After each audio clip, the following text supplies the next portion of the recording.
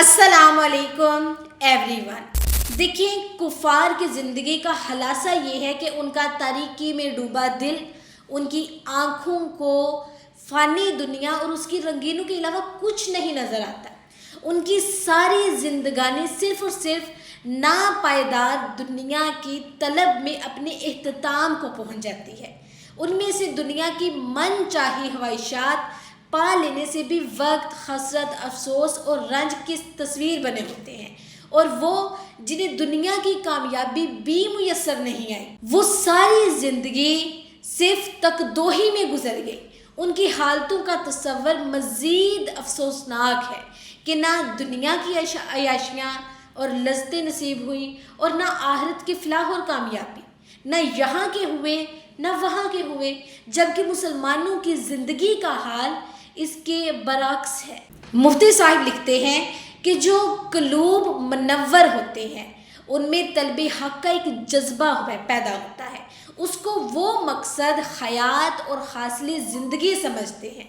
ان کے تمام اعمال اسی کے ارد گرد گردش کرتے رہتے ہیں۔ رضائے الہٰ ان کا اصل مقصد ہوتا ہے، اور اس کے لیے جو وہ محنت کرتے ہیں اسے ہی وہ راحت جانتے ہیں۔ ان کی زندگی کا عرصہ کس حالت اور کسی حیثیت سے بھی پورا ہو، ہوا وہ تحت شاہی پر حکومت کرتے کرتے موت آئے یا پھر وہ فقیرانہ بے سر و سامانی میں عمر گزر جائے، آخر ان کی نظر کے سامنے آخرت کی کامیابی اور اخروی زندگی کی دائمی راحتوں کا رخ کو مسحور کر دینے والا منظر ہوتا ہے۔ موت ان کی نظروں میں دلکش امیدوں کے حصول کا دروازہ ہے، اور دیندار آدمی مرتے وقت مطمئن ہوتا ہے۔ کیوں ہوتا ہے؟ کہ اس کی زندگی کا قابل قدر نتیجہ ہے جو عنقریب اس کو ملنے والا ہے۔ دنیا میں جو تکلیفیں اور جو ناکامیاں اسے پیش آئی ہوں ان کا اس کے دل پر اثر نہیں ہوتا، اور دنیا کے سرسمان اور دولت کا فراق اس کو رنجیدہ اور غمگین ہرگز نہیں کرتا۔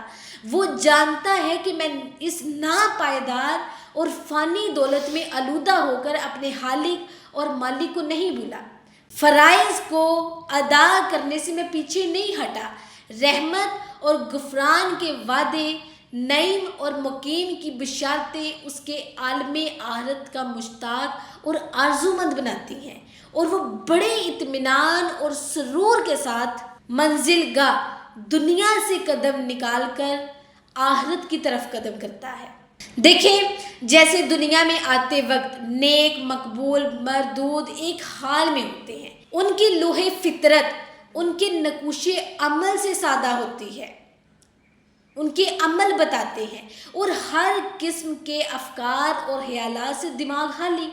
دنیا پرست تو دم بدم مفازات میں مبتلا ہوتا جاتا ہے، اس کے دماغ پر کبر اور نحوست کا، یعنی کہ آسان لفظوں میں کہا جائے تو غرور اور تکبر کا قبضہ ہوتا ہے۔ حسد کے امراض سے اس کا دل بیمار ہو جاتا ہے، اور بدترین جذبات میں وہ گرفتار ہو کر خدا فراموشی کرتا ہے، اللہ تعالیٰ کو بھول جاتا ہے، اور جانوروں سے بھی زیادہ بدتر شیطانی زندگی گزارتا ہے۔ اللہ اکبر۔ اور جو خیالات اور جذبات اس کے ساتھ ہیں انہی کے مطابق عمل کر کے دنیا کو گندا کرتا ہے۔ اسی طرح نامرادی کے دن پورے کر کے یہاں سے چل بستا ہے، دنیا فانی سے چلا جاتا ہے، اور آخرت کی چین اور سکون سے محروم ہو جاتا ہے۔ لیکن دیندار انسان کے سر میں غرور کے بجائے کہنے کے رچے بسے رحم، کرم، محسن شناسی، سپاس گزاری، صبر، قناعت، توکل، حسن اخلاق اس کے رفیق حال ہوتے ہیں۔ اس کا وجود پھول کی طرح اپنے ہمسایوں کو آرام پہنچاتا ہے، اس کے اخلاق کی خوشبو سے جہاں مہک جاتا ہے۔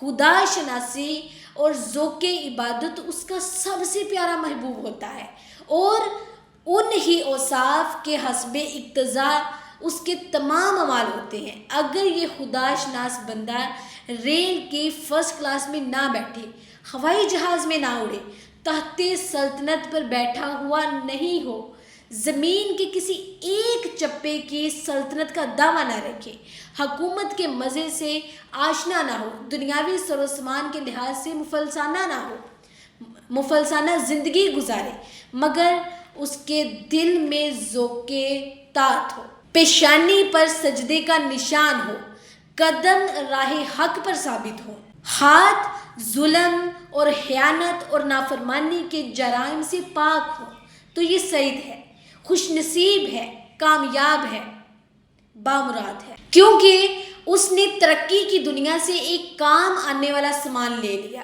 اور آخرت کی دائمی راحتوں کا مسردہ اس کو مل گیا۔ جس طرح ایک مدرسے میں بہت طالب علم ہو، ٹھیک ہے، ان میں بعض ایسے شہی باز کہنے یعنی کہ بناوٹی ہوں جو ہر وقت اپنی نمائش اور اپنے آرام سکون راحت کی فکروں میں رہے، اور ان کا خیال یہ ہو کہ اچھا لباس پہننا، اچھا کھانا کھانا، آرام کی جگہ بیٹھنا، دل لگی اور مزاح کی باتوں میں وقت گزارنا، روزانہ دونوں وقت سیر کرنا اور طرح طرح کے کھیلوں میں مشغول رہنا، استادوں کی حکومت کو ہرگز نہ ماننا، ان کے احکام کی پابندی نہ کرنا، یہی کامیابی، اسے ہی وہ کامیابی سمجھتے ہیں۔